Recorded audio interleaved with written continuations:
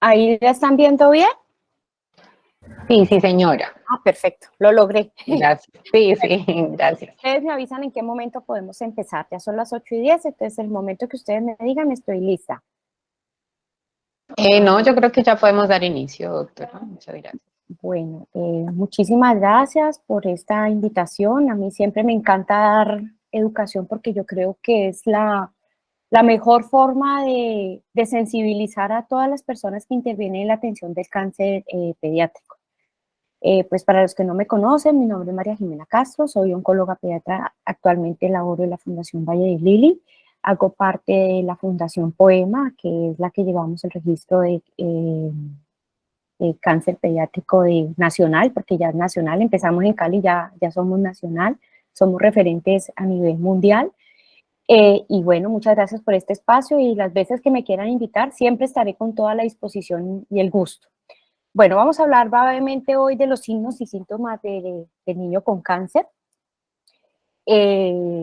Como se han de imaginar, pues el cáncer infantil necesita un alto índice de sospecha, no es tan fácil diagnosticarlo, excepto para los oncólogos pediatras que estamos codificados buscando este diagnóstico.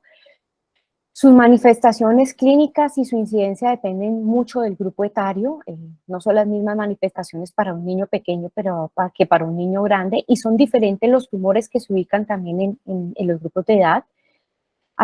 Y esto hace que muchas veces el diagnóstico en estados tempranos sea muy, muy difícil, porque produce muchos síntomas inespecíficos, algunos muy similares a los que producen otro tipo de enfermedades, inclusive infecciones virales.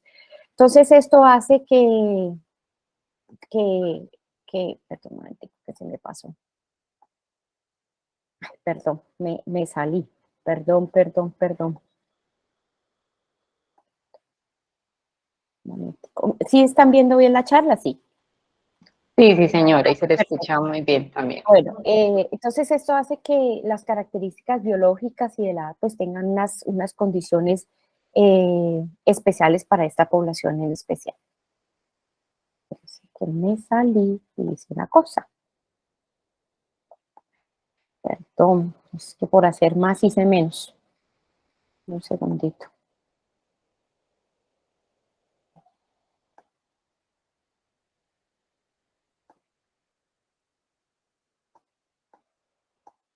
Perfecto. Eh, es que cuando doy ocultar pierdo el comando sobre el,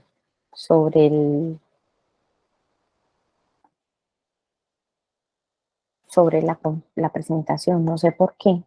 Meet siempre me ha dado plata. Bueno, la sospecha de cáncer infantil, obviamente ante la sospecha de un niño se genera intranquilidad y estrés.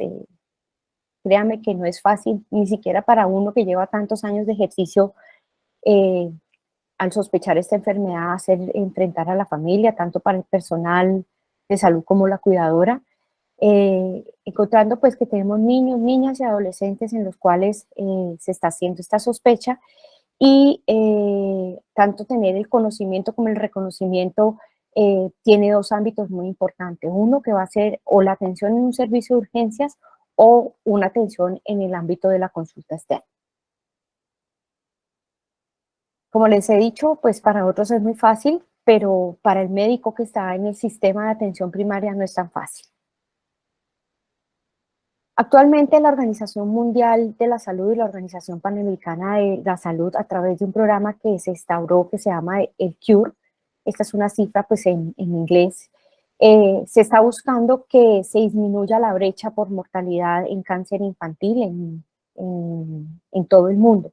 Aproximadamente se espera que sean 280,000 niños entre 0 y 19 años que sean diagnosticados por cáncer. En la población nuestra, tanto en América Latina como en el Caribe, se esperan que más o menos 29,000 niños anualmente pues, sean diagnosticados y desafortunadamente lo que se tiene actualmente, más o menos un número aproximado de 10,000 fallecen por causa de esta enfermedad. Como ya les dije, pues el cáncer comprende diferentes tipos de tumores que se desarrollan en esta población y hay unos tipos que son un poco más frecuentes: la leucemia linfoblástica aguda, el tumor del sistema nervioso central, principalmente el cerebral, los linfomas y algunos tumores sólidos como el neuroblastoma y el tumor de Wilms. Y desafortunadamente, pues es muy claro para la Organización Mundial y Panamericana de la Salud que no existe un sistema que pueda hacer prevención primaria ni una detección por tamizaje de esta neoplasia. Actualmente, a nivel del mundo, se ha visto que el mayor número de cáncer se ve en los países de medianos y bajos ingresos. Si ustedes se ubican aquí en la diapositiva, en Latinoamérica se tiene el 7.3% de las neoplasias a nivel del mundo, y 3.4% en lo que es Centroamérica. Si nos comparamos y sumamos, somos más del 10% Latinoamérica versus un 5.2% que se observa en Europa, en Norteamérica, y un 10% que se observa en Europa. Entonces, en verdad es una urgencia mejorar el diagnóstico y las oportunidades de tratamiento del cáncer pediátrico. Y si ya nos vamos a ver números, esto es sacado del DANE ya hace un buen tiempo, pero siempre me ha parecido una diapositiva muy útil. Vemos que más o menos la tercera causa de muerte después de lesiones externas, infecciones respiratorias agudas, es el cáncer. Y cuando quitamos las causas de origen infeccioso, vemos que la primera causa de muerte en Colombia es por cáncer.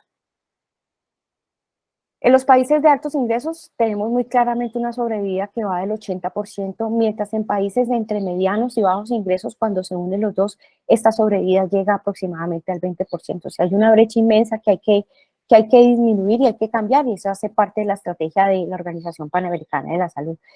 ¿Por qué? Porque estas defunciones, si se miran en un contexto, si los niños tienen una oportunidad de tratamiento, si no se hacen diagnósticos incorrectos o tardíos, o si no se abandona el tratamiento, o hay muertes tóxicas o por recaída, pues obviamente se va a mejorar la oportunidad de cura en cáncer infantil y se puede hacer un cambio. Esta gráfica también siempre me ha parecido muy útil, es una publicación no muy reciente, pero es muy diciente. Como vemos en general a 80 meses, cómo es la sobrevida de los niños en países desarrollados con todos los diagnósticos. O sea, no es solamente leucemia linfoblástica aguda ni otros, sino incluyendo los tumores sólidos. Y esto pues hace que tengamos mucho en que intervenir para mejorar la oportunidad de que se curen nuestros pacientes también. Y esta gráfica es muy interesante porque muestra cómo ha ido aumentando la incidencia en el diagnóstico del cáncer pediátrico. Ustedes, si ven estos puntos, pues son los casos de 0 a 14 años, y cómo a medida que va mejorando la situación económica del país, el ingreso, que es estos cuadros, triángulos rojos, van disminuyendo la mortalidad.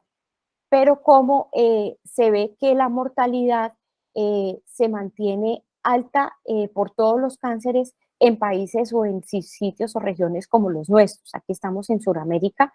Entonces, esto nuevamente refuerza la importancia de optimizar el diagnóstico y el tratamiento. ¿Cómo se empezó esto? En el 2017 hicieron una asamblea y decidieron que la salud y la equidad debe ser equitativa para todos, y esto incluye a los niños con cáncer. Entonces, en el 2018, en una asamblea de las Naciones Unidas, dijeron debe haber una iniciativa mundial por parte de la Organización Mundial de la Salud contra el cáncer infantil, buscando que hacia el 2030 la supervivencia que hablamos ahora, que es aproximada al 20%, por lo menos disminuye una brecha del 40% y llegue a ser del 60%, y así reducir tanto el sufrimiento de los niños y se salven muchas más vidas que se deben estar salvando. Dicen que aproximadamente 1 millón de vidas adicionales. ¿Esto cómo lo están buscando? A través de la implementación de un paquete técnico de intervenciones estratégicas de la OMS. Y ellos han priorizado unos grupos de enfermedad: la leucemia linfoblástica aguda, el linfoma de Hodgkin, el retinoblastoma, el tumor de Wilms, el linfoma de tipo Burkitt y los gliomas de bajo grado. Estas carpetas, y abajo les dejé pues el link, es muy fácil acceder a ellas, donde se ve cómo se está haciendo la implementación de la iniciativa de la Organización Mundial de la Salud, y cómo se pueden lograr las diferentes estrategias para que los niños con cáncer puedan ser curados. Este paquete técnico básicamente tiene la formación de centros de excelencia con normativas nacionales para el diagnóstico oportuno y de referencia, entrenamiento del recurso humano, optimización de la infraestructura de equipamiento, que haya una cobertura universal, que no solamente sea la fase de diagnóstico y tratamiento, sino el soporte y cuidado paliativo, que existan paquetes de salud, que haya unos regimientos de tratamiento, guías y protocolos nacionales, y también medicinas e insumos de calidad, una evaluación y monitoreo con optimización de registros e indicadores, abogacía, que sean los roles de participantes y diversos involucrados pues, durante todo este proceso, ligamiento y financiamiento, que sea gubernamental o externo, y ligado a gobernanza, políticas de salud en planes nacionales para mejorar la oportunidad del cáncer, de curación de cáncer infantil. El sistema de vigilancia epidemiológico, pues va muy ligado a esto. La Fundación Poema nació hacia el 2009 buscando manejar los recursos de un premio que se había ganado con una fundación que se llama My Child Matters, que es de Sanofi, y ellos se creó con el fin de llevar un registro de cáncer pediátrico. En este momento nosotros no teníamos claramente los números de niños diagnosticados y tratados y empezamos en Cali. Esta es la primera era, ya posteriormente la segunda era se unieron casi todos los departamentos del suroccidente colombiano, en la tercera era se adicionó Santander, en la cuarta era ya empezó a incluirse Bolívar, o el centro de Cartagena, y además se fue incluyendo parte de todo lo que ha sido toda la costa pacífica, o sea, ya quedó incluido Chocó, pues con los referentes que van generalmente a Medellín, Antioquia, y todo lo que fue Córdoba y Sincelejo, Córdoba, perdón, y Sucre también quedaron pues incluidos, y entonces la cuarta era, pues ya que fue hacia el 2018, pues era mucho más significativo. Y ya finalmente, finalizando el 2018, se hizo una alianza estratégica con la Asociación Colombiana de Hemato-Oncología Pediátrica, la sigla es ACHOP, y ya tenemos un registro nacional de cáncer pediátrico de los sitios donde tenemos centros de atención en cáncer pediátrico. Pues has de saber que en los departamentos que no están señalados, pues no existen unidades para atención de cáncer infantil. Esta es la última de los últimos cortes que hemos tenido. Nosotros también fuimos seriamente afectados por la pandemia.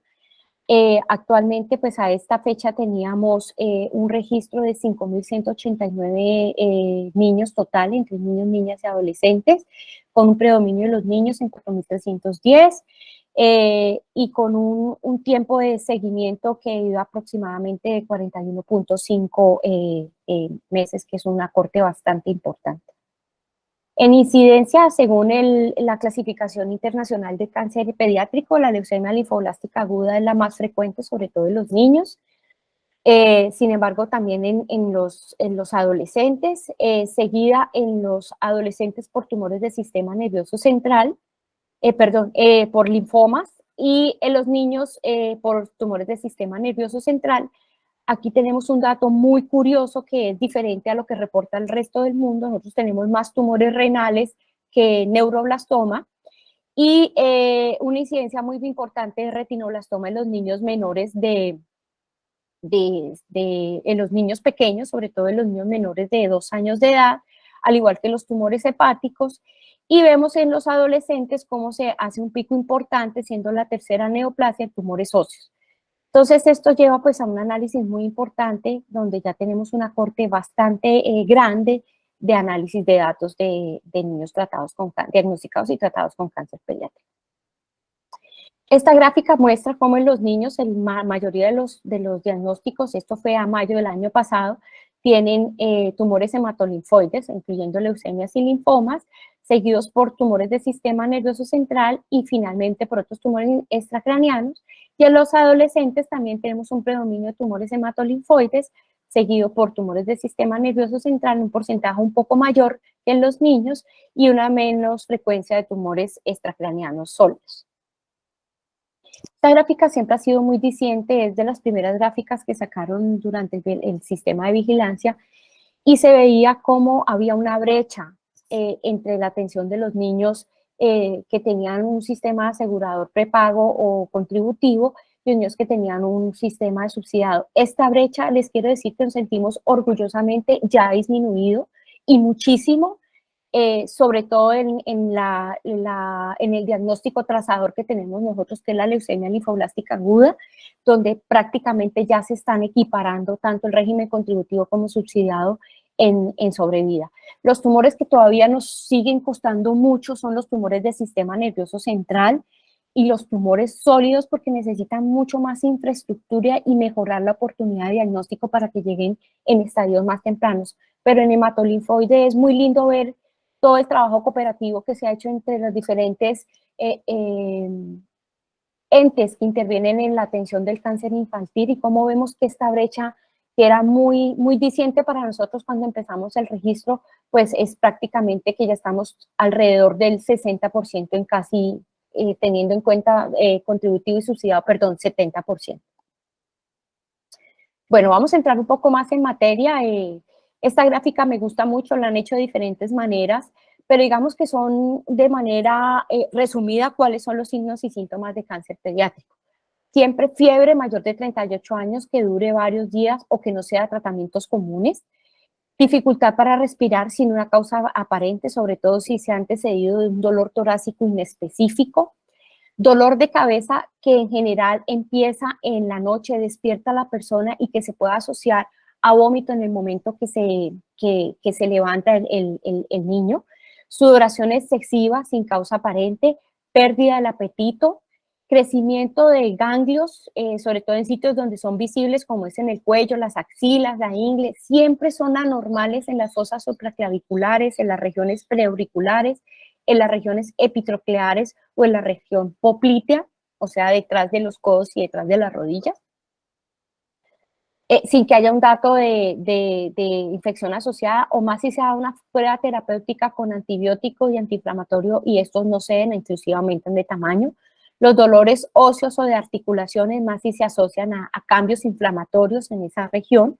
La aparición de una masa dura que puede ser a nivel del testículo, o en alguna otra superficie del organismo, sobre todo en los adolescentes, en las regiones articulares, principalmente de las rodillas y de los hombros, con trauma o sin trauma asociado, la palidez, la fatiga y el cansancio sin que haya una causa, sangrados frecuentes por nariz o encías al cepillarse, o el crecimiento anormal del estómago o de cualquier parte del cuerpo, o cambios en la coloración de la orina, y además la aparición pues de moretones o equimosis sin una causa aparente, o unas pequeñas que nosotros les decimos petequias, pues los papás pues no las identifican, o la pérdida de peso significativa. Y otra de las causas es la palidez, perdón, y otro de los síntomas, que sobre todo en los niños más pequeños, es la pérdida del reflejo del ojo rojo de la pupila, se llama el reflejo blanco o el signo del reflejo del ojo de gato. ¿Qué diferencias hay entre el diagnóstico del cáncer pediátrico y el del adulto? Los niños generalmente tenemos sarcomas, la mayoría son tumores de alto grado, o sea, son de rápido crecimiento y diseminación.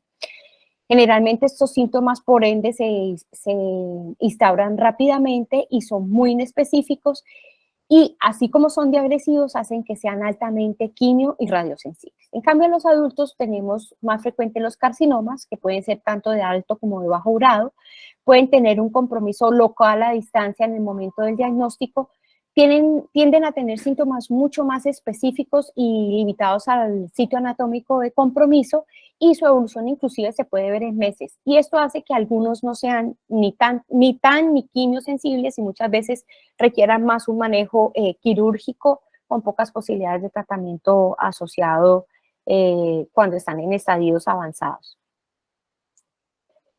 Si vemos los tumores de partes blandas, que es una de las partes más difíciles de diagnosticar, vemos que existe un gran compendio de diagnósticos entre tumores benignos y malignos. Tenemos, por ejemplo, la grasa, puede ser un lipoblastoma, que es una lesión benigna, que es muy común, pero vemos la contraparte, que es un liposarcoma, que es raro, pero es muy agresivo. Vemos en los vasos sanguíneos que podemos tener hemangiomas o linfangiomas, pero podemos tener su contraparte, que es el angiosarcoma o el hemangiopericitoma.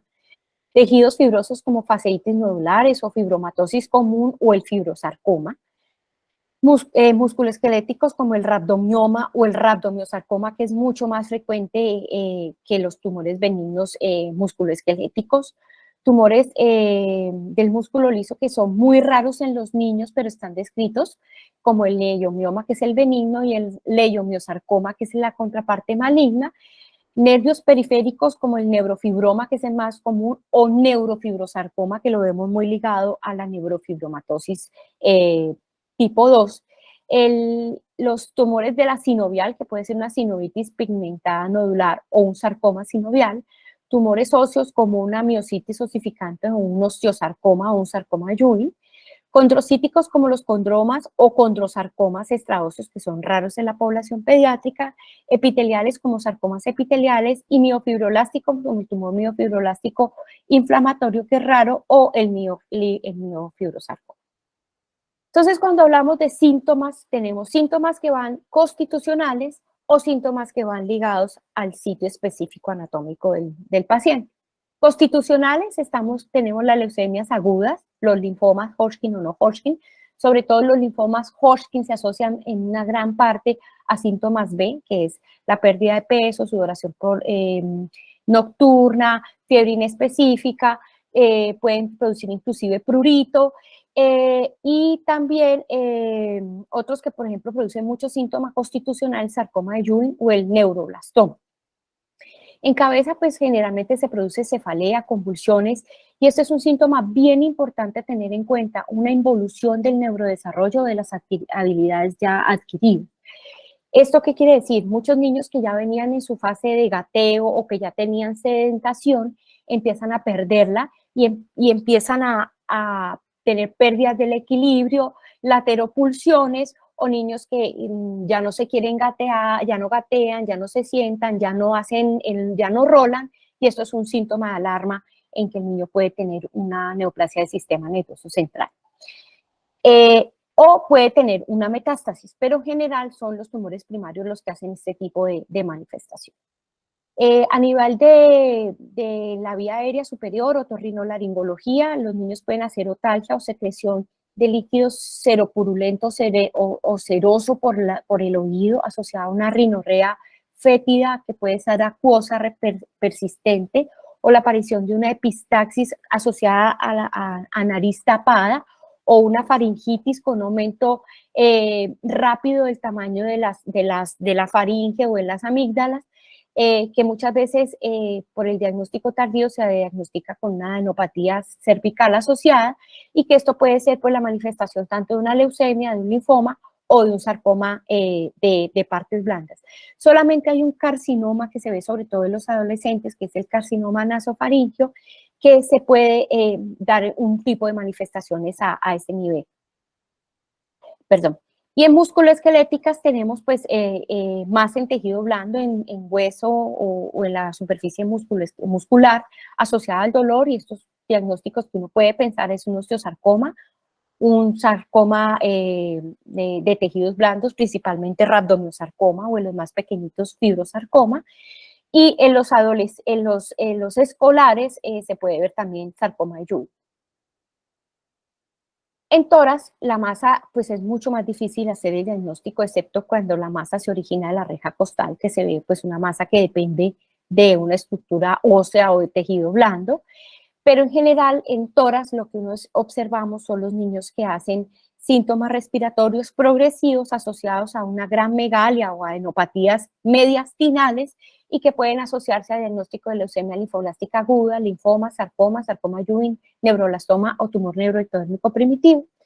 Y en abdomen podemos asociarnos a la presencia de una masa. Muchas veces nuestras madres son las que diagnostican la presencia de la lesión, o por una obstrucción intestinal asociada a vómito, o por la presencia de una hepatoesplenomegalia, o, como ya les dije, pues la presencia de la masa, y los diagnósticos que podrían contemplar serían una leucemia aguda, linfomas, un tumor hepático, tumor de Wilms, neuroblastoma o un tumor neuroectónico primitivo. Y en genitourinario pueden hacer episodios de retención urinaria, hematuria, síntomas de uretritis, vaginitis, inclusive a veces vemos la protrusión de una lesión a nivel de la vagina por la presencia pues, de una masa, y esto puede ser manifestación de una leucemia linfoblástica aguda, perdón, de una leucemia aguda, de un sarcoma de tejidos blandos o de un tumor de Wilms. Entonces, como ustedes ven, un mismo o diferentes tumores pueden producir compromiso en diferentes sitios anatómicos con similares síntomas. Por eso a veces no es tan fácil hacer el diagnóstico. Y hay veces que hay manifestaciones que son poco frecuentes, unas relacionadas con el crecimiento, no relacionadas, perdón, con el crecimiento directo del tumor, como la diarrea crónica que se observa en algunos neuroblastomas por secreción de péptido intestinal vasoactivo que lo hace el tumor. El oxoclonus mioclonus, que son movimientos circulares del ojo, asociado a movimientos mioclónicos en miembros superiores, que se asocian generalmente a la presencia de un neuroblastoma, un síndrome de Cushing, que lo pueden producir sobre todo los tumores a nivel de la glándula suprarrenal, una policitemia que la producen los tumores del tumor de Wilms, que produce a nivel renal de secreción de eritropoyetina, el síndrome de Pepper, que es el lactante con una gran distensión abdominal y dificultad por la presencia de una masa de infiltración del hígado, por la neoplasia, por la metástasis, y el síndrome de Huntington, que es el paciente que no camina por la infiltración musculoesquelética, principalmente ósea, que hace que el paciente esté postrado y quejándose de dolor, y esto se observa muchísimo en neuroblastoma. Y hay otros síntomas que son poco frecuentes que están relacionados al crecimiento directo del tumor, como pasa como el síndrome de Horner, que es la tosis, miosis y anhidrosis que se produce por la compresión del ganglio estrellado, heterocromía, que es el cambio en las características del iris en el ojo, y que se producen los retinoblastomas por el paso de células tumorales a la cámara anterior e infiltración de la estructura. El síndrome de vena cava superior, pues es por la masa mediastinal que produce dificultad para que el paciente pueda respirar y produce colapso primero venoso y después de la vía, venoso, circulatorio y después de la vía aérea. Hidrocefalia, pues por la obstrucción que produce el tumor del sistema nervioso central, al impedir el paso del líquido cefalorraquídeo hacia los agujeros de Lurski y de Malendi para que sean eliminados por el plexo. O la presencia de nódulos cutáneos, que esto lo producen múltiples neoplasias, principalmente el neuroblastoma. Las mismas leucemias pueden tener manifestaciones hematológicas y hacer una leucemia cutis, o inclusive en retinoblastomas en estadios avanzados pueden dar metástasis de nódulos subcutáneos. Entonces, si hablamos de tumores sólidos, pues vemos que cuando se están sospechando, ¿me escuchan bien? Es que a veces tengo preguntas. Sí, sí, señora. Perfecto, Sí, gracias. Entonces, de los tumores que se benefician claramente de un manejo inicial quirúrgico, tenemos el neuroblastoma, en sus estadios tempranos, el tumor de Wilms, siempre y cuando sea resecable en el momento, el neuroblastoma en estadios tardíos, después de hacer una neoadyuvancia, una citorreducción, cualquier tumor mesenquimal o estromal de origen maligno, el hepatoblastoma también, asociado a una neoadyuvancia generalmente, lo mismo que los tumores óseos, los germinales, suprarrenales, o el tiroideo, que es un tumor netamente de manejo quirúrgico. ¿Por qué va este mensaje? Porque ante la sospecha de un tumor sólido, lo primero que se debe hacer es remitirlo a una institución donde se pueda ofrecer este tipo de manejo. O sea, la biopsia no es solamente, y el diagnóstico no es solamente lo que se necesita, sino la integralidad para que el paciente desde el principio, desde la fase 0, sea diagnosticado y sea enfocado buscando la curación, sino no en el camino ir compensando las cargas. Vamos a hablar entonces un poquito por cada sistema. Sistema nervioso central, pues como ustedes vieron, la segunda neoplasia más frecuente en los niños más pequeños, en todo lo que son niños y niñas por debajo de 10 años de edad. Y es el primer tumor sólido que se ve en la oncología pediátrica. Se han encontrado asociaciones a pesticidas, aceites, carbón, pinturas, pigmentos, hidrocarburos, tabaquismo y tintas de cabello. Esto lo hace en un sistema de vigilancia que lo hace la IARC, eso está en Lyon, Francia. Pero igual hay factores genéticos predisponentes claramente identificables, sobre todo la neurofibromatosis, la facomatosis como la esclerosis tuberosa o la melanosis neurocutánea, que están claramente identificadas, que se pueden asociar a tumores cerebrales por síndromes hereditarios. El síntoma clave siempre va a ser la cefalea, es un incremento, que se debe a un incremento de la presión intracraneana, si ustedes ven es casi el 50% del diagnóstico, asociado a un síntoma muy importante que es la emesis.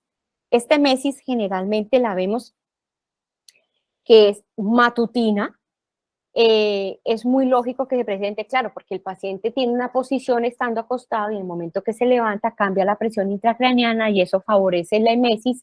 Siempre se ha sido descrita semiológicamente como una emesis en proyectil o asociada a grandes arqueadas que cuesta un tiempo en que se quite el síntoma. Y en muchos de estos pacientes, el otro síntoma que se puede observar es dificultades para la coordinación. La cefalea es intensa, incapacitante, recurrente, puede inclusive tener cambios de presentación, pero en general es una cefalea que se presenta en las mañanas y es de una intensidad importante. Otro síntoma que se puede observar en tumores del sistema nervioso central es la pérdida de habilidades cognitivas y el neurodesarrollo. Esto se observa muchísimo, sobre todo en niños que tienen lesiones de fosa posterior, sobre todo a nivel del tallo cerebral. Son niños que claramente son identificados por sus profesores, donde informan a los padres que los niños han tenido un cambio en el comportamiento del aprendizaje, empiezan a tener problemas en la lectoescritura y esto generalmente es porque empiezan a tener cambios en el campo visual. Muchos de estos niños se hace un estrabismo evidente, otros no. Y al tener estos cambios y a veces pues, pasar malas noches, levantarse con cefalea, al sumar toda esta lista de chequeo, pues el niño es altamente sospechoso de tener una neoplasia a nivel de intracraneano. E inclusive esta pérdida de habilidades se han descrito en un artículo que leí hace muchísimos años, 6 meses antes de hacerse manifiesta la lesión ya y documentada con una neuroimagen. Entonces yo creo que es un síntoma bien importante, muy sutil, pero para tener en cuenta en la pesquisa de cáncer infantil. Otros síntomas que no son tanto a nivel de intracraneano, sino ya más a nivel de médula espinal, es la presencia de un dolor lumbar permanente. Muchas veces nuestros adolescentes y nuestros escolares cargan sus morrales y siempre echamos la culpa al peso de los libros o del material educativo y muchas veces es la primera manifestación de una lesión neoplásica maligna o la presencia de un déficit neurológico o un dolor neuropático que no tenga un dolor, una causa aparente. Este dolor neuropático es caracterizado principalmente en ciertas posturas o al tomar ciertas actividades físicas. Es el niño que, por ejemplo, empieza a hacer educación física y dice que le duele la pierna. Entonces, estos niños es mejor hacerles una pesquisa para que no vayan a tener una neoplasia en formación o incipiente. Los síntomas van a estar muy asociados a la localización. Básicamente nosotros dividimos el sistema nervioso central pues en cerebro y médula espinal, pero pues la mayoría de los tumores que se observan es a nivel intracraneano. Tenemos unos que son supratentoriales y otros que son infratentoriales. Los infratentoriales son más frecuentes y tienden a dar un poco de síntomas más rápido y el tumor más frecuente infratentorial que vemos es el meduloblastoma, que se caracteriza muchísimas veces por dar hipertensión endocraniana y todos los síntomas que les referí. Otros que pueden tener, después siguen los gliomas. Estos gliomas los vemos un poco más a nivel supratentorial, seguido después del ependimoma y otros diagnósticos que son más raros. El diagnóstico de extensión es supremamente importante. Si usted tiene la sospecha de una neoplasia en el sistema nervioso central, hay que enviarlo, no para hacerle un TAC, a los niños hay que hacerles una resonancia Primero, para disminuir las radiaciones, les recuerdo que cada TAC son 200 radiografías convencionales y estos niños muchas veces van a necesitar radiación también, entonces una radiación menos es suma a todo el beneficio del paciente. Y segundo, porque es que la resonancia se tiene que hacer cranoespinal para hacer la tamización de una vez y estadificación del paciente, y con esto también le ahorramos recursos al sistema de salud. Nosotros ya a través de que llegó un neuroradiólogo pediatra tenemos esto en nuestra fundación está estandarizado. Entonces llega el paciente con la sospecha del tumor del sistema nervioso central, entra de una vez al protocolo. Antes era un estudio que se demoraba casi 2-3 horas por el neuroeje completo, pero es un estudio que ahorita actualmente se saca en 40, máximo 45 minutos, y pues ya tenemos un paciente estadificado, estudiado, tomándose todas las decisiones terapéuticas y con estas imágenes pues teniendo una aproximación del posible diagnóstico. Ya teniendo esto intervenido quirúrgicamente, este paciente se le hace un estudio de inmunistoquímica. Les quiero decir que cada vez es más difícil diagnosticar un tumor del sistema nervioso central, porque la clasificación de la Organización Mundial de la Salud ha cambiado. Inclusive se han visto que pueden haber fusiones de tumores gliales con tumores embrionarios. Entonces, y de eso también va a depender el diagnóstico. Entonces, es mejor que el niño sea intervenido quirúrgicamente en el sitio donde se puede contar con toda la infraestructura para que se haga el diagnóstico de precisión, y así el niño, inclusive la parte molecular y genética que ya está viniendo con mucha frecuencia en el diagnóstico de tumores del sistema nervioso central, y así pues dar un diagnóstico y un tratamiento más adecuado.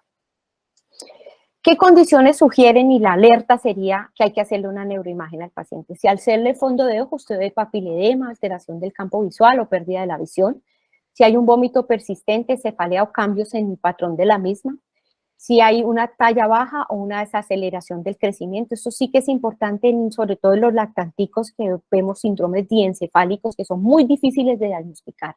Entonces estos niños regañan a la mamá en el programa de crecimiento y desarrollo porque está desnutriendo al niño, y resulta que el niño lo que tiene es un síndrome diencefálico secundario, un tumor del sistema nervioso central.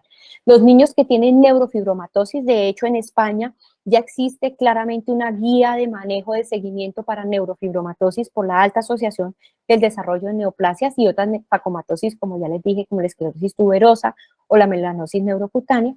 Y obviamente pues el paciente que por alguna situación de salud, sobre todo en los niños, en los protocolos de hace más o menos unos 20 años, las leucemias linfoblásticas agudas eran irradiadas. Eso ya no se hace, solamente los niños que tienen recaída del sistema nervioso.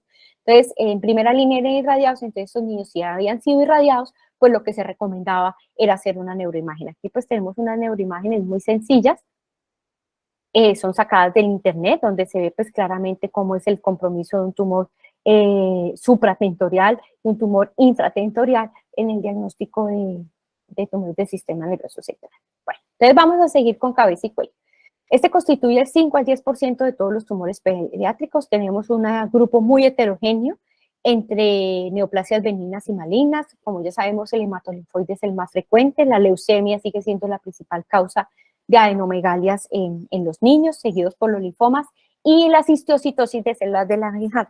La histiocytosis de células de Langerhans no es un tumor maligno como tal, pero sí tiene todo el comportamiento del mismo. Es más, produce muerte por progresión de la enfermedad. Es una enfermedad bastante difícil de diagnosticar porque es un grupo heterogéneo de enfermedades que puede comprometer o solo el hueso, o solo la piel, o el hueso, la piel, o puede producir un compromiso multisistémico que puede llegar a matar al menor. Y uno de los síntomas que puede presentar sobre todo en niños más pequeños es la aparición de una adenomagalia o adenopatía.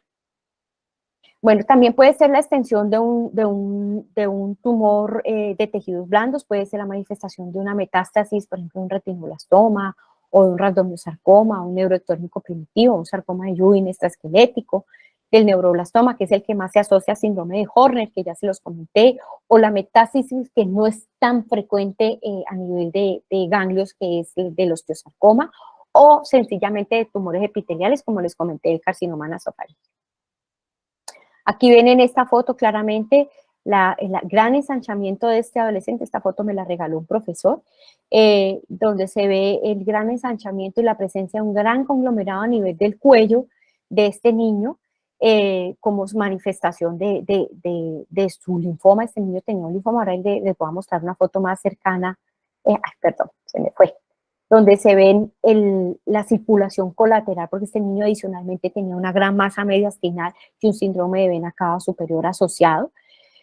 Otros síntomas que se pueden ver a nivel de cabeza y cuello es dolor en el oído y sensación de oído lleno o tinnitus persistente, la supuración sobre todo cuando es un líquido cero hemático, no purulento, la salida de moco o líquido cero sanguinolento fétido, principalmente a nivel de una sola fosa nasal asociado a la sensación de la fosa llena o tapada y voz nasal, dificultad para respirar por la nariz o la presencia de cefalea. Muchos de estos tumores, sobre todo los rhabdomyosarcomas parameningios, que son los de oído, nasofaringe, orofaringe, oído medio, senos paranasales, pueden infiltrar y romper la tabla craneana y producir la base de cráneo y producir síndrome de vena, producir hipertensión intracraneana. Entonces, para nosotros es muy importante que cuando vean estas masas en cuello y si adicionalmente se asocia a cefalea, pues pensemos que probablemente es una neoplasia que está en estadio avanzado y que puede tener ya una extensión intracraneana. Esto ya se los dije. Perdón. Esto aquí me quedó un error, qué pena con ustedes. Esto es tórax, esto también nuevamente es un grupo heterogéneo de neoplasias. Como vemos nuevamente, las hematolinfoides son las más frecuentes, sobre todo la leucemia del linaje T, que es la que se caracteriza por producir grandes masas mediastinales y asociarse a derrames pleurales, o linfomas de tanto el linaje B como T, y otros tumores de tejidos blandos como el neuroblastoma, sobre todo en los niños menores de 5 años de edad, el neuroectodérmico primitivo, el sarcoma de Ewing extraesquelético, sarcomas sinoviales o tumores germinales. Este ítem sí que es importante, sobre todo en los adolescentes, porque con mucha frecuencia tienen masas mediastinales y que son de origen de tumores germinales. O sea, en el momento que se da la formación del embrión, ustedes, sí, los que son médicos o personal de la salud, saben que tenemos una migración que es craneocaudal. Entonces, en el momento que van migrando las células germinales, dejan como vestigios que pueden llegar a ser el origen de tumores de este estirpe y generar lesiones a nivel del mediastino, que producen también síndrome de vena cava superior. El mediastino, como sabemos, sobre todo en toras, se divide en 3 compartimentos, en un anterior, en un medio y en un posterior. Y con base en ese sitio de origen, pues uno trata de ubicarse y pensar cuál es el posible tumor que puede tener. Entonces tenemos en la parte posterior, pues generalmente se producen más a nivel de tumores neurogénicos o sarcomas de tejidos blandos que producen inclusive síndromes de compresión medular. En el medio, pues si ven todo el paquete vascular y ganglionar, aquí se producen a lo mismo que el anterior, los grandes conglomerados de los linfomas, y a nivel del antero superior, pues principalmente es el T. Entonces nosotros siempre decimos que el tórax va acompañado de la T, de los tumores neurogénicos, de los timomas y del terrible linfoma. Entonces, a medida que va produciendo su extensión a nivel del cuello, pues puede dar el síndrome de vena cava superior, que es la compresión de los grandes vasos y limitación del retorno venoso a nivel cardíaco, o asociarse a un síndrome mediastinal superior, que es básicamente en la compresión ya de la vía aérea y la urgencia vital del paciente, y finalmente, como les dije, por la extensión a nivel de los agujeros conjugados, el síndrome de compresión medular. Los síntomas, como el muchacho que les mostré anteriormente, es la gran masa en el cuello, se ve un cuello pretórico, ingurgitación inclusive por encima de los 45 grados, con muchas veces pacientes que han informado síntomas respiratorios persistentes como tos, dificultad, disnea de esfuerzo, dolor torácico, o como ya les dije, cuando es posterior un síndrome de compresión medular que se ha antecedido siempre de dolor lumbar. Es mediastino anterior, linfomas, teratomas, timomas, angiomas, lipomas o carcinoma de tiroides. Acuérdense que muchas veces tenemos tiroides ectópicas que pueden dar una neoplasia a nivel del mediastino anterior. Mediastino medio, linfomas, metástasis, pueden haber otras lesiones no oncológicas, pero pueden producir riesgo vital, como los quistes pericárdicos, quistes broncogénicos, lesiones esofágicas o hernias. Y en mediastino posterior, los tumores neuroblásticos, quistes enterogénicos, sarcomas de Ewing, linfomas o rhabdomyosarcomas.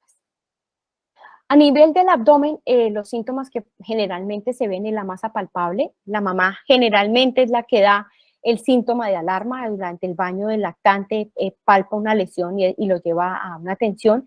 Está muy ligada a la edad del diagnóstico, ahorita más adelante les muestro una tabla que para orientarse un poco, y esto incluye una gran cantidad de neoplasias que pueden dar esto. Entonces, los recién nacidos, hablamos de menos de 30 días de vida, cuando una lesión retroperitoneal se empieza en neuroblastoma, teratoma, tumor de Wien, o intraperitoneal, pues tenemos el teratoma sacrococcígeo con el componente intrapélvico. En los lactantes es mucho más frecuente el neuroblastoma a nivel retroperitoneal, el tumor de Wien, sarcoma renal, el tumor rhabdoide, pero los más frecuentes es el hepatoblastoma, es el diagnóstico más frecuente que tenemos en los lactantes. Y rhabdomyosarcoma es otro diagnóstico de tumor intraperitoneal. De preescolares tenemos neuroblastoma, tumor de Wien y sarcomas de tejidos blandos en los retroperitoneales, y en los intraperitoneales ya empezamos a ver linfomas no Hodgkin. Entonces el niño que llega con una obstrucción intestinal, una masa, un linfoma de Burkitt, que es de rápido crecimiento, rhabdomyosarcomas, hepatocarcinomas o hepatoblastomas, todavía podemos ver en este grupo etario, pero más hepatocarcinomas. Y en escolares vemos sarcomas no rhabdos como retroperitoneales, el tumor de Wien, menos frecuente, pero ya es mucho más frecuente en los linfomas, tanto el linfoma no Hodgkin de célula grande, el linfoma de Hodgkin, o el hepatocarcinoma, o los tumores germinales de ovario como primario, o una metástasis de una lesión muy pequeña testicular que no fue plenamente identificada de manera previa. Entonces aquí tenemos nuevamente el niño con su masa a nivel del hipocondrio, que llegaba casi más allá de la línea media. Entonces se ve cómo se ve la lesión que destruye la gran parte del tumor renal en sus diferentes secuencias, y que finalmente fue un tumor de Wien. Y obviamente, como les expliqué, necesita intervención quirúrgica. En cuanto a musculoesqueléticos, el dolor óseo y articular, generalmente el mal llamado dolor de crecimiento es una de las primeras manifestaciones. Este generalmente es de predominio abrupto y principalmente es nocturno. Desafortunadamente, muchos de nuestros niños se diagnostican y le paran atención al síntoma después de un trauma durante una actividad deportiva, donde ya empieza el dolor a ser más persistente, de mayor intensidad, y se asocia a la presencia de masa y en muchos momentos ya limitación al movimiento y la presencia del edema. Esta foto es de un paciente nuestro. Se ve claramente pues cómo se ve la imagen de la deformidad a nivel de la rodilla por la presencia de un osteosarcoma del tercio distal del fémur derecho, y cómo se ve pues la pérdida completa de la anatomía cuando uno toca esas extremidades calientes. O sea, esto es un estado nefasto y triste para el niño, porque probablemente va a ser un niño que está en un alto riesgo vital, un alto riesgo funcional, porque es muy probable que no se pueda hacer un salvamento de extremidad, y pues con todas las implicaciones que tiene pues para esto, para los adolescentes, que es el tumor que se ve más en la adolescencia, se ve mucho más en la adolescencia. Y muchas veces una radiografía convencional, pues tenemos a la mano el diagnóstico. Estas son sacadas del internet. El osteosarcoma y el sarcoma de Ewing, sobre todo el osteosarcoma, puede dar patrones líticos y blásticos. Blásticos es esto más blanquito, y líticos son estas lesiones como blanquecina. Pueden dar reacción perióstica. La imagen en triángulo de Codman o de sol naciente, que es muy diciente de osteosarcoma. Y cuando se hace una resonancia, pues obviamente se ve la ruptura de la cortical con el gran compromiso del tejido blando, o en muchas ocasiones pues llegan los pacientes con una fractura patológica, que esto pues obviamente hace el diagnóstico mucho más complicado y más difícil el manejo del paciente. En cuanto a las linfadenopatías, que las saqué un poquito aparte, así repitamos algo en cuello, pues es un signo inespecífico que se asocia a muchísimas enfermedades infecciosas. Este aumento puede ser mayor de 10 milímetros de diámetro. Como ya les dije, nunca deben haber ni epitrocleares ni inguinales mayores de 15 milímetros, ni auriculares posteriores, ni supraclaviculares en cualquier tamaño. Estas son claramente señales de alarma de cáncer pediátrico. Y estas pueden ser generalizadas, sobre todo como las vemos en las leucemias, por compromiso de uno o más ganglios en regiones que no son continuas, que no se acompañan a síntomas inflamatorios locales, o pueden ser también linfadenopatías localizadas, que generalmente comprometen uno o más ganglios de la misma área, que generalmente se pueden dar en cabeza y cuello, o sobre todo en sitios donde se da, digamos, el drenaje linfático. Por ejemplo, en rhabdomyosarcoma de miembros inferiores es bien importante buscar la presencia de una adenomegalia inguinal, que eso indica la presencia de metástasis. Entonces, pues las adenopatías pueden ser tanto lesiones primarias como las vemos en los linfomas, pero también pueden ser la manifestación de una enfermedad sistémica, como las leucemias, o puede ser la manifestación de enfermedad metastásica, como en el neuroblastoma o el rhabdomyosarcoma. El alerta siempre va a ser la persistencia, cronicidad y progresión de la linfadenopatía, principalmente ubicada en cabeza y cuello. En niños menores vamos a pensar en neuroblastoma, rhabdomyosarcoma, linfoma no Hodgkin o leucemias. En niños de 7 a 3 años, linfomas de Hodgkin, sarcomas de partes blandas o carcinoma de tiroides. Y en los adolescentes, linfomas de Hodgkin o carcinomas, principalmente carcinoma de tiroides o carcinoma nasofaríngeo. La biopsia de cualquier adenomegalia, adenopatía pediátrica, no puede ser una CAF, no puede ser una biopsia de aspiración ni puede ser una biopsia incisional, porque el patólogo necesita la pieza para hacer el diagnóstico, sobre todo a nivel del linfoma. Solamente en los carcinomas de tiroides, en los adolescentes, que hay que hacerle una pesquisa para saber cómo está, se puede hacer una CAF, pero eso tiene que hacerse dirigido y hacerse todo el estudio en el mismo sitio para que inmediatamente se active o el niño ya esté dentro de la ruta oncológica y se puedan llamar a las diferentes especialidades que intervienen en este tratamiento. Entonces, estas señales de alarma es el aumento de tamaño luego de 2 o 3 semanas de tratamiento antibiótico antiinflamatorio. Este es un crecimiento rápido y progresivo, ganglios que no aumenta, pero que tampoco disminuye más de 5 a 10 semanas, y si se asocian a otro tipo de sintomatologías como fiebre vesperal, pérdida de peso o la aparición de otros síntomas como esplenomegalia o adenopatía en otro sitio. Y sobre todo, si estas adenopatías nunca vuelven a su tamaño normal luego de 10 a 12 semanas. Y obviamente, pues la presencia de cualquier linfadenopatía a nivel mediastinal, pues requiere una biopsia, porque esto pues implica una serie de estudios anatomopatológicos que incluyen inmunistoquímica. Por ejemplo, cuando tenemos nosotros crecimiento de adenopatías rápido, donde sospechamos, por ejemplo, que es un linfoma no Hodgkin, se hace un procesamiento que se llama citometría de flujo. Esto es un diagnóstico donde, por ejemplo, en un linfoma linfoblástico, un linfoma de tipo Burkitt, podemos tener diagnóstico en 3 horas del paciente, y con todas las implicaciones vitales que puede tener un linfoma de Burkitt, pues empezar el tratamiento mucho más rápido y oportuno. Ya por último, la parte hematológica la divide en 2 grupos, la pacitopenia y la leucocitosis. Pues básicamente son los síntomas que vemos con más frecuencia. Ya sabemos que la leucemia es la neoplasia más frecuente. Es un paciente que puede venir con compromiso de una sola línea o de 2 líneas o de todas las líneas, pero en general lo que vemos en nuestros pacientes es el compromiso de 2 líneas. Generalmente es leucopenia asociada a anemia o anemia asociada a trombocitopenia con leucocitosis, puede ser como el hallazgo hematológico, y esto se debe pues a la falla medular debido a la linfoproliferación clonal a nivel de la médula ósea, o en algunos tumores sólidos, por ejemplo, como el neuroblastoma, que puede producir metástasis a médula ósea, pues ver una anemia o una trombocitopenia secundaria a una enfermedad metastática. Más de una vez hemos diagnosticado un neuroblastoma pensando que era una leucemia, porque llega con una visitopenia y lo que encontramos es un neuroblastoma. A nivel del aspirado son prácticamente iguales. Entonces, como hacemos citometría y en la citometría dice, no, ahí no vemos células hematolinfoides, decimos, listo, el paciente entonces tiene, y ahí inmediatamente pues los patólogos intervienen y hacen el diagnóstico. Por eso es que uno insiste tanto en la integralidad del momento de la sospecha diagnóstica, todo el procedimiento diagnóstico y finalmente el inicio de tratamiento, porque no todos nuestros pacientes vienen por la misma fórmula.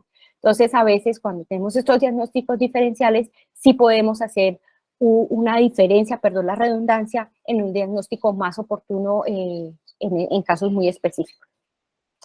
La leucocitosis siempre se habla pues en pacientes que tengan más de 20.000 y la hiperleucocitosis en pacientes que tienen más de 100.000 blancos en sangre periférica. ¿Cuáles son estas indicaciones que nosotros tenemos para aspirado de médula ósea? Obviamente la presencia de blastos en cualquier extendido de sangre periférica. Muchas veces hay bacteriólogas que les da afán comprometerse, pero las describen netamente como los blastos y a buen entendedor pocas palabras, y así lo vemos y así se hace el diagnóstico. También cuando vemos que hay depresión significativa de una o más líneas, por ejemplo, cualquier niño con visitopenia amerita la valoración por oncohematología pediátrica si no se tiene claramente identificado la causa de este hallazgo hematológico.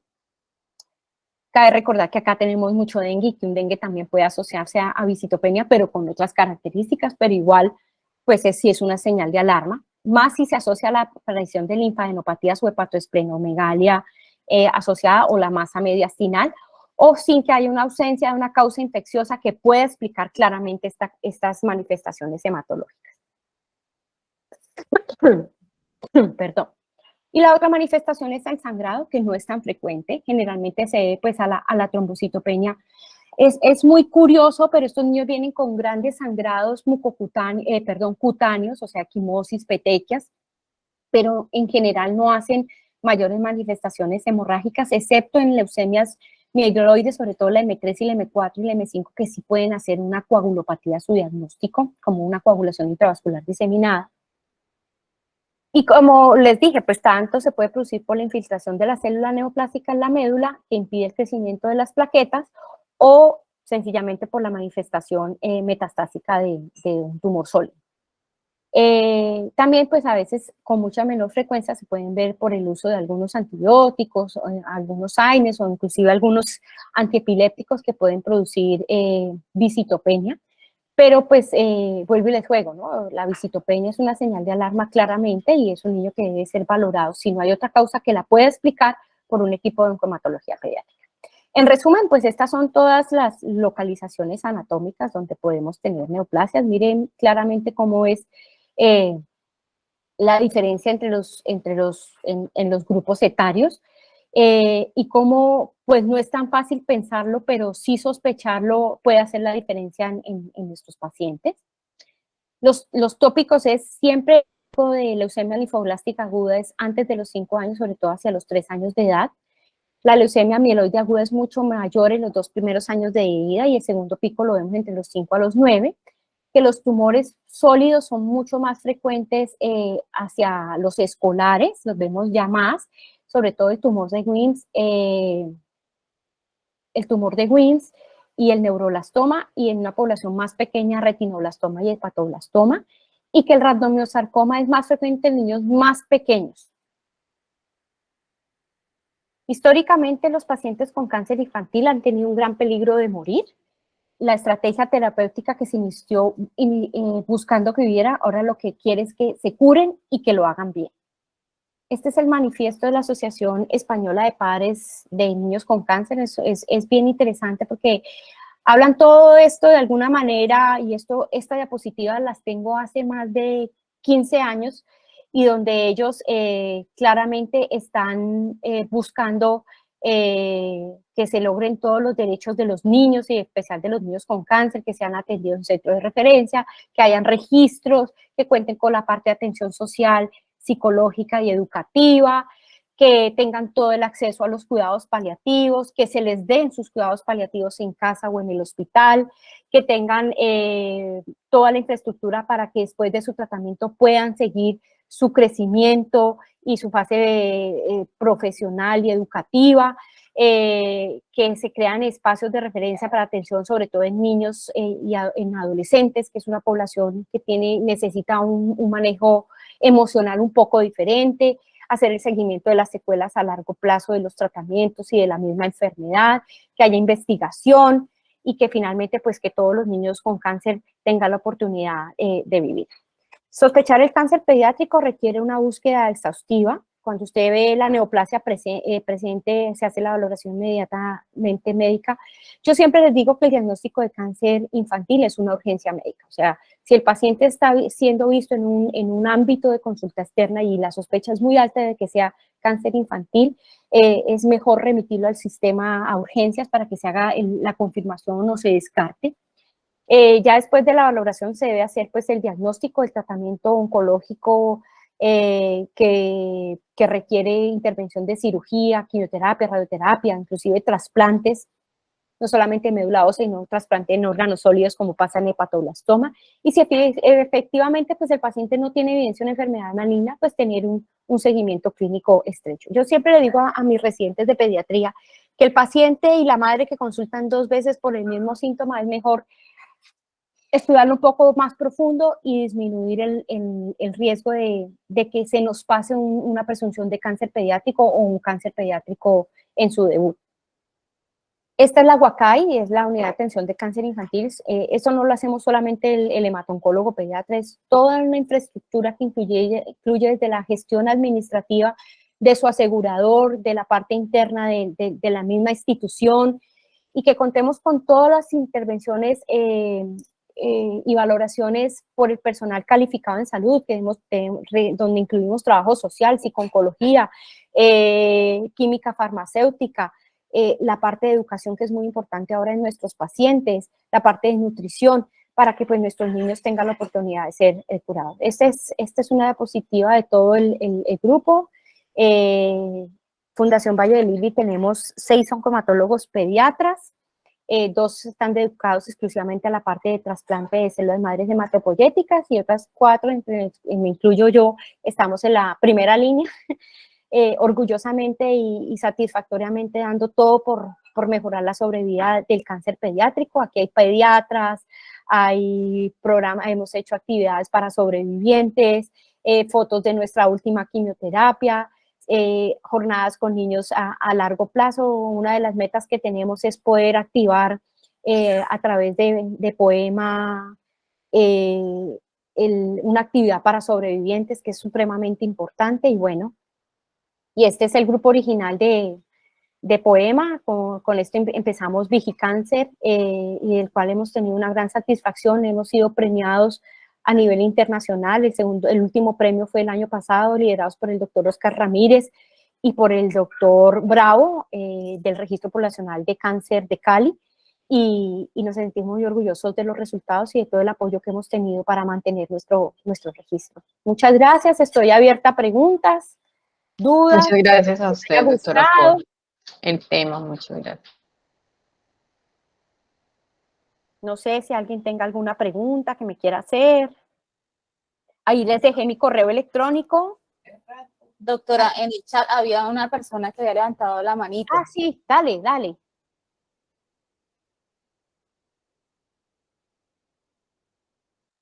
¿Quién levantó la manito? Está presente, era el participante que estaba de Ontología Red Oriente, creo, pero no sé si todavía tenga la inquietud.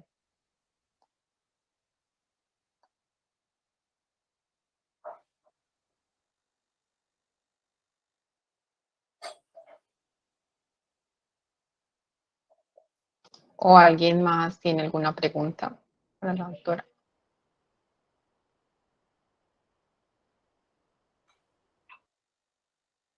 Por el momento parece que no hay preguntas, así que le agradecemos muchísimo a la doctora María Ximena Castro por su presencia, por darnos todos sus conocimientos en este espacio, y esperamos poder contar con usted en próximas capacitaciones para que nuestro personal pueda hacer una detección temprana del cáncer infantil. Muchas gracias. Voy a dejarles mi número celular en el chat. En algún momento tienen alguna inquietud, siempre estaré presta. No es por sonar lambona, pero ustedes son muy juiciosos. Muy rara vez tenemos que hacer pesquisas de diagnósticos y buscar materiales de patología. En general, yo siento que la red de ustedes está muy, muy bien